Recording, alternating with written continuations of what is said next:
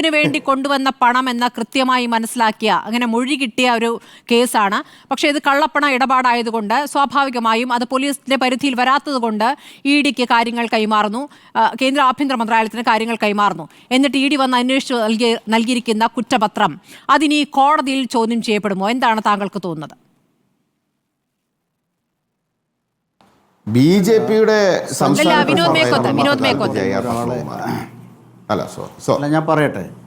ഞാൻ പറയട്ടെ ശ്രീ ഉല്ലാസ്, ഞാൻ പറയട്ടെ. സഞ്ജീവ് കുമാർ ശർമ്മ എന്ന് പറയുന്ന ഒരാളുടെ പേര് ഉല്ലാസിന് ഓർമ്മയുണ്ടോ? ഈ ഏതാണ്ട് 2-3 മണിക്കൂർ മുമ്പ് ഞാൻ വായിച്ചൊരു വാർത്ത, രാജ്യത്തെ പ്രധാനമന്ത്രിയുടെ സാമ്പത്തിക ഉപദേഷ്ടാവായി ഈ സഞ്ജീവ് കുമാർ ശർമ്മയെ വെച്ചിരിക്കുന്നു എന്നാണ്. ഈ സഞ്ജീവ് കുമാർ ശർമ്മ ED-യുടെ മുൻ ഡയറക്ടറാണ്. 3 വട്ടം വഴിവിട്ടുകൊണ്ട് വീണ്ടും അദ്ദേഹത്തിന് പദവി കൊടുക്കുകയുണ്ടായി. ഒടുവിൽ സുപ്രീം കോടതി ഇടപെട്ടിട്ടാണ് അങ്ങനെ പാടില്ല എന്ന് പറഞ്ഞ് വന്ന ഒരു ഉദ്യോഗസ്ഥനാണ് സഞ്ജീവ് കുമാർ ശർമ്മ. എനിക്ക് ഈ ചർച്ചയിൽ പങ്കെടുത്തുകൊണ്ട് പറയാനുള്ളത്, ഈ ED-യിൽ നിന്ന് BJP-യുടെ ഒരു സംസ്ഥാന പ്രസിഡന്റ് പ്രതിയായി വരുന്ന അല്ലെങ്കിൽ അതിൽ ബന്ധമുള്ള ഒരു കേസിൽ ആ തരത്തിലുള്ള ഒരു അന്വേഷണം നടക്കും എന്ന് സ്വാഭാവികമായും പ്രതീക്ഷിക്കാൻ കഴിയില്ല എന്നാണ് സൂചിപ്പിക്കാൻ. പ്രതീക്ഷിക്കാൻ കഴിയില്ല, പക്ഷെ അതിലൊരു ഒരു വിശ്വസനീയമായ ഒരു ന്യായം കണ്ടെത്തണ്ടേ? അല്ല, അത് കണ്ടെത്താൻ കഴിയില്ല. കാരണം ED-യുടെ ട്രാക്ക് റെക്കോർഡ് എന്താണ്? ED-യുടെ ട്രാക്ക് റെക്കോർഡ് പരിശോധിച്ചാൽ അതിൻ്റെ കൺവിക്ഷൻ റേറ്റ് കഴിഞ്ഞ 10 വർഷത്തിനിടയിൽ വന്ന ധനകാര്യ വകുപ്പ് മന്ത്രി പാർലമെൻറ്റിൽ പറഞ്ഞത് 1% ആണെന്നാണ്. അപ്പോൾ അവർ കേസെടുക്കുന്നത് എന്തിനു വേണ്ടിയാണ്? ഒരു പൊളിറ്റിക്കൽ ടൂൾ എന്നുള്ള നിലയിൽ ED ഉപയോഗിക്കപ്പെടുന്നു. അങ്ങനെ ഉപയോഗിക്കപ്പെട്ട കേസാണ് കൊടകര കുഴൽപ്പണ കേസ്.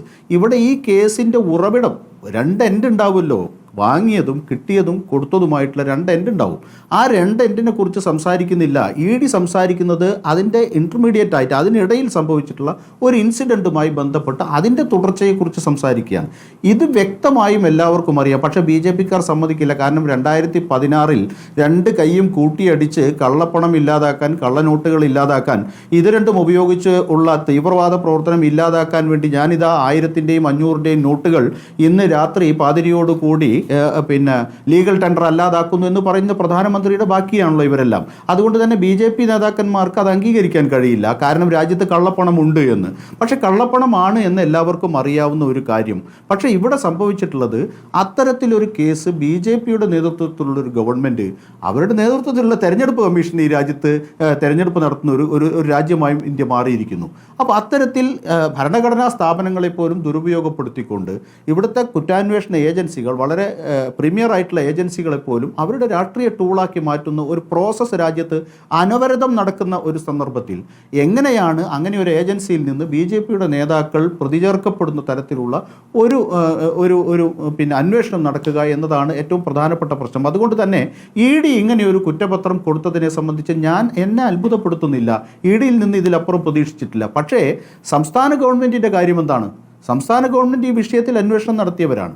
സംസ്ഥാന ഗവൺമെൻറ് അന്വേഷണം നടത്തി 12 മാസത്തിനകം കുറ്റപത്രം കൊടുക്കേണ്ട സ്ഥാനത്തൊടുവിൽ 17 മാസം കഴിഞ്ഞിട്ടാണ് കുറ്റപത്രം കൊടുത്തത്.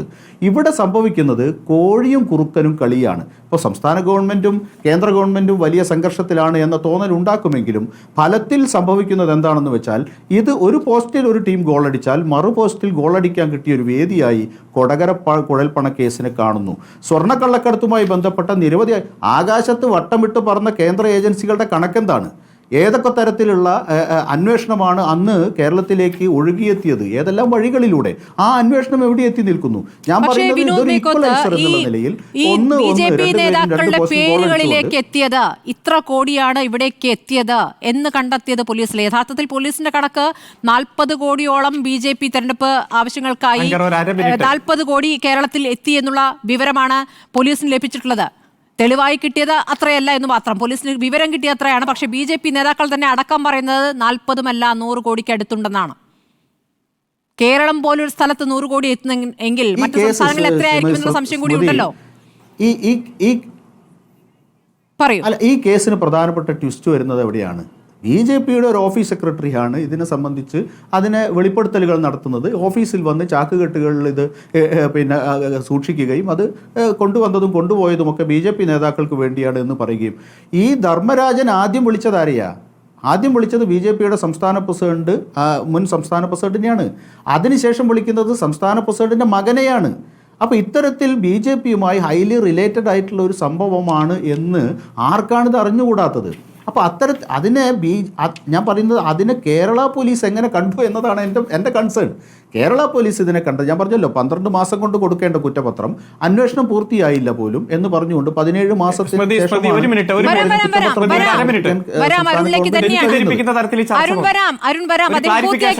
അദ്ദേഹം പൂർത്തിയാക്കിയിട്ട് താങ്കളേക്ക് തന്നെ വരാം. അദ്ദേഹം പൂർത്തിയാക്കട്ടെ.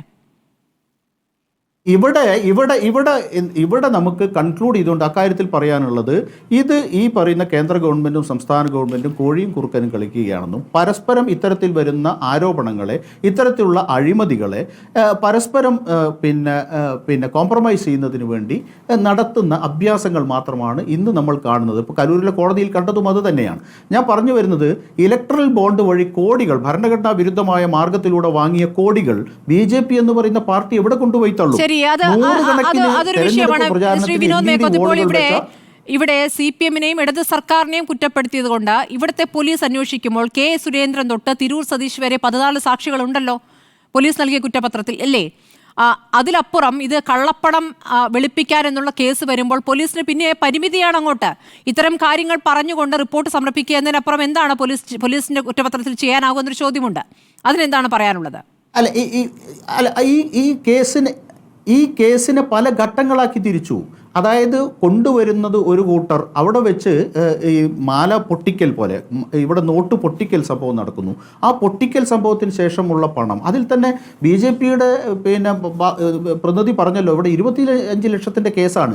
ഈ കേസ് തന്നെ വാളയാർ ചുരം വഴി കടന്നു വന്ന സ്പിരിറ്റ് വെള്ളമായി പോയതുപോലെ മാറുകയാണ്. ഞാൻ പറഞ്ഞത്, ഇവിടെ കള്ളപ്പണമുണ്ട് എന്നുള്ള തരത്തിൽ പോലും PMLA ആക്ട് ബാധകമാക്കുന്ന തരത്തിൽ പോലും അന്വേഷണം നടത്താൻ ED തയ്യാറാകുന്നില്ല. ഈ കേസ് എവിടെ കൊണ്ടുപോയി എത്തിച്ചു?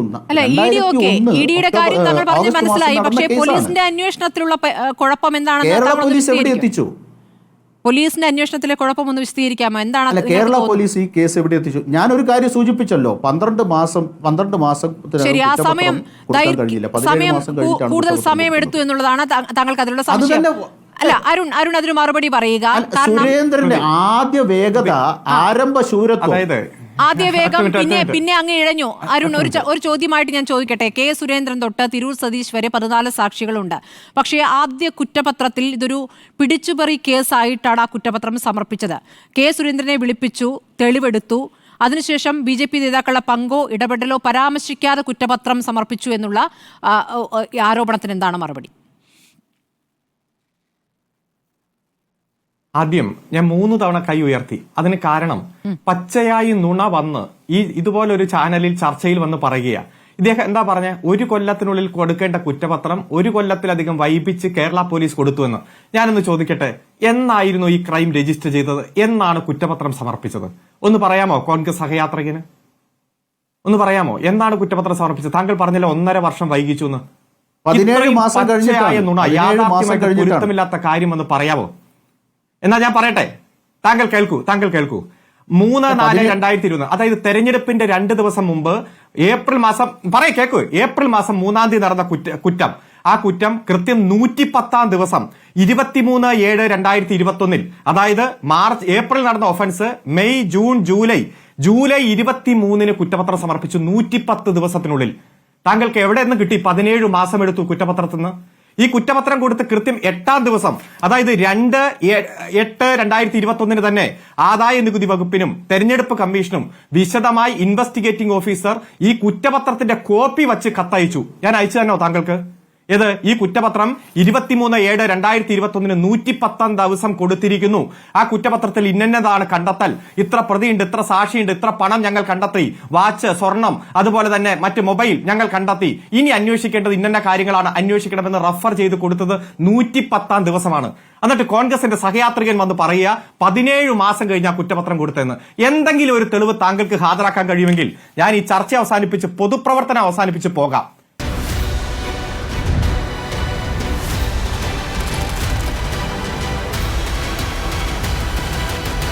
ഡിബേറ്റ് വിത്ത് സ്മൃതി പരുത്തിക്കാട്.